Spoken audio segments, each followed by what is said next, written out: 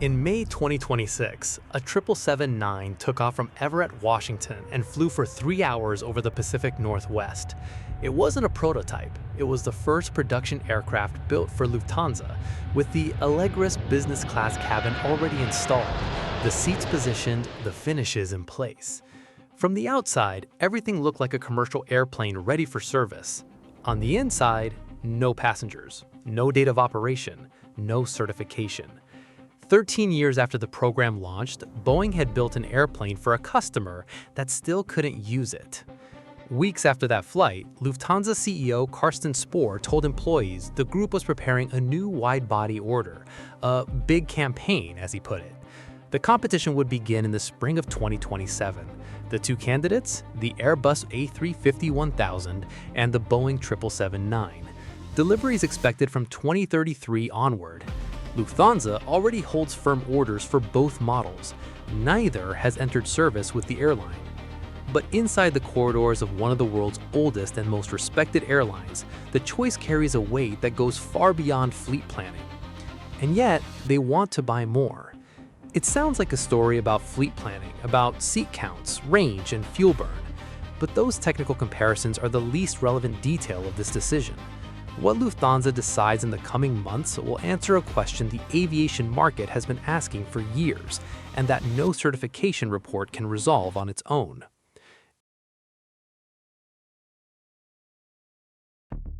In November 2013, Boeing took the stage at the Dubai Air Show and delivered the largest commercial launch in aviation history by value. The 777-9, the successor to the 777, the most successful wide-body twin-engine jet ever built, arrived on the market with 259 firm orders and commitments, totaling more than $95 billion at list prices. Emirates ordered 150, Qatar Airways 50, Etihad 25, and Lufthansa 34. The technical promise was real. The GE9X, the most powerful turbofan ever designed for commercial aviation, promised record efficiency. The composite wings, with a wingspan larger than any existing twin-engine jet, featured folding wingtips that allowed the aircraft to operate at the same gates as the classic 777. In a two-class configuration, the 777-9 seats more than 420 passengers, more interior space than any other airplane on sale. For an airline like Lufthansa, which operated one of the most diverse wide-body fleets in the world, 747-400, A340-300, A340-600, A380, the 777-9 represented consolidation. One airplane capable of replacing 3 models on transatlantic and Asian routes. The promised efficiency meant up to a 25% reduction in fuel burn compared to the 4-engine jets still doing the heavy lifting on the long-haul network. For Frankfurt and Munich, Lufthansa's 2 hubs, the 777-9 was a centerpiece of a fleet renewal that was supposed to begin in 2020. Lufthansa signed on as one of the launch customers. Before Emirates confirmed its full order, before Qatar and Etihad detailed their plans, Lufthansa was already in. That mattered. A European airline with strict technical standards and a diverse operational history, betting on the program before everyone else. It was a stamp of credibility that Boeing used repeatedly to sell the airplane to other customers. What happened next made the promise of 2013 feel like it belonged to another century. In June 2019, pre-delivery tests revealed problems in the GE9X's high pressure compressor. The engine, which had already been redesigned after durability failures detected in 2018, needed more time. The first flight of the 777X, scheduled for mid-2019, was pushed to January 2020. 3 months after the engine problems, in September 2019, during a static load test at the Everett factory, the fuselage of a 777X test aircraft ruptured under pressure. The Seattle Times reported that a cargo door blew outward. Later investigations showed the damage was worse than announced. The fuselage skin tore behind the wing and a passenger door detached as a secondary consequence of the rupture. Boeing said the tests wouldn't affect the schedule, except the schedule no longer existed. In March 2020, the pandemic shut down global aviation. The 777X program, already accumulating delays, was frozen. At the same time, the FAA had radically changed its approach to certification. After the two 737 MAX crashes in 2018 and 2019, which killed 346 people, the American regulator rewrote the rules. It began participating directly in certification test flights, something that had previously been largely delegated to the manufacturer. The new legislation, the Aviation Certification and Accountability Act, made every step slower, more rigorous, and non-negotiable. For the 777X, that meant even without new technical defects, the simple mechanics of certifying the airplane would take years longer. And it did. The program has accumulated 7 years of delay from its original date. The FAA put the MAX 7 and MAX 10 certifications ahead in the queue. The 777X was pushed to the back. Lufthansa needed airplanes. The A340-600s should have been retired years earlier, but they kept flying. The A340-300s and the 747-400s, aircraft with 3 decades of service, were holding long-haul routes that should have been operating with new equipment long ago. In 2023, Lufthansa made what the market interpreted as a move of frustration. It ordered 10 Airbus A350-1000s. This wasn't the airplane it had planned to operate in this category. The A350-1000 had never been part of the original fleet strategy. The strategy was A350-900 for medium to long-haul routes, 7879 for medium range efficiency, 777-9 for maximum capacity. The A350-1000 came in out of necessity to fill a gap that Boeing had left open. In 2024, Lufthansa increased the order from 10 to 15 A350-1000s. The Allegris cabin, the premium product the airline had designed around the 777-9, debuted on the A350s and the 787s. The product that was supposed to belong to Boeing was now wearing a different airplane. While Boeing was rewriting schedules, Airbus was making deliveries.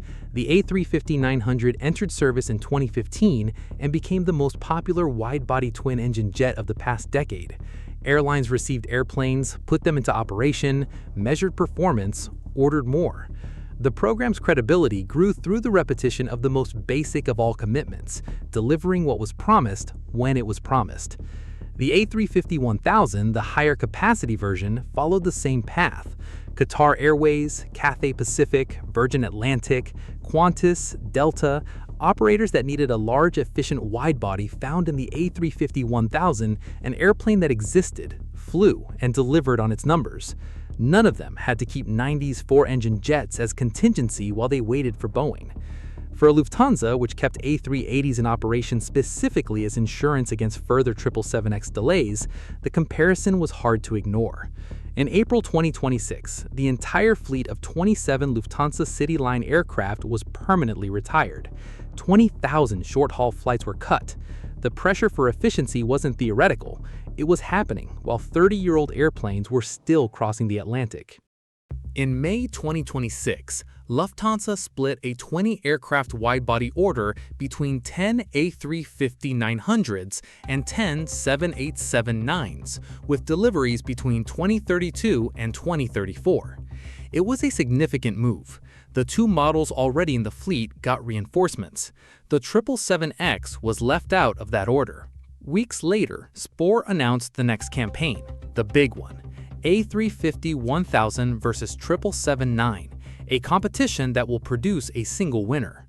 And the timing chosen to launch the evaluation, spring 2027, coincides with the period when the 777X's ETOS certification should be complete. If Boeing meets the deadline, Lufthansa evaluates the airplane with real certification data. If it doesn't, Boeing may lose one of the oldest partners in its history. The competition calendar functions as a trust test with a set date. In 2019, Lufthansa quietly converted 14 of the original 34 777X orders into options, reducing the firm order to 20. At the time, it was read as a post-pandemic fleet adjustment. Seen now, it looks like the first step back from an airline that was already recalibrating its expectations, without publicly breaking away, but without doubling down either. The technical comparison between the 777-9 and the A350-1000 is real, but it occupies a smaller space than it appears in this decision. The 777-9 is bigger, more passengers, more cargo, a wider cabin than the A350. It's the only twin-engine jet capable of serving as a direct replacement for the 777-80 and the 747 on ultra-high-density routes. For airlines like Emirates and Singapore Airlines, which operate flights with more than 400 passengers, the size of the 777-9 solves a problem that the A350-1000 only partially addresses. The A350-1000 is more versatile. It has more range. It burns less fuel per seat on routes where the extra capacity of the 777-9 isn't needed. The Trent XWB-97 engine is a development of the Trent XWB-84, the engine that has already accumulated millions of hours in service on the A350-900, which reduces operational risk. But the 777-9 never lost sales because of performance. The airplane specifications aren't the problem. The airplane itself isn't the problem. What's in question is Boeing's ability to deliver on its promises. When Boeing sells the 777X, the product isn't just the airplane. The airplane is the visible object in a chain of commitments that includes delivery schedule, after-sale support, monthly production rate, spare parts availability, the manufacturer's financial stability, and the aircraft's residual value in the secondary market. Boeing's crisis over the past 6 years didn't destroy the airplane. It destroyed the chain of trust around it. When Kelly Ortberg took over as CEO in August 2024, he inherited a company accumulating billions in losses, under constant regulatory scrutiny, and operating with production capped by the FAA itself. Ortberg's strategy, which he summarized as "fix first, produce later," prioritized quality over speed. The MAX production was stabilized at 38 units per month. The 787 climbed from 7 to 8, then to 8, with a target of 10 by the end of 2026. These are real improvements. Ortberg testified before the U.S. Senate in April 2025, acknowledged failures, and said he wouldn't push production increases until the line was stable. He moved leadership to Seattle, close to the factories. He renegotiated supplier contracts to prevent the cost overruns that had eroded the company's financial credibility. But the operational recovery of an assembly line is measurable. The recovery of market trust depends on something else. It depends on customers, especially the customers who were hurt the most, saying publicly that they believe again. Lufthansa didn't choose this role. No airline wakes up wanting to be the confidence thermometer for a manufacturer, but that's what happened. It was one of the first to bet. It waited longer than almost everyone. It reduced its order without canceling. It bought the competitor out of necessity, but kept the 777X in its portfolio. It kept 4-engine jets flying as a contingency, and now, for the first time in 13 years, it has a fleet decision that isn't dictated by urgency. If Lufthansa chooses more 777-9s, the signal to the market is that Boeing won back the customer with the most reasons to walk away. Lessors, investors, and other airlines will read that as validation that the program is viable, that the recovery is real, that this time the schedules are trustworthy. If it chooses more A350-1000s, the signal is different. It means that not even the airline that launched the program believes Boeing deserves another round of trust. And if Lufthansa doesn't believe it, why should anyone?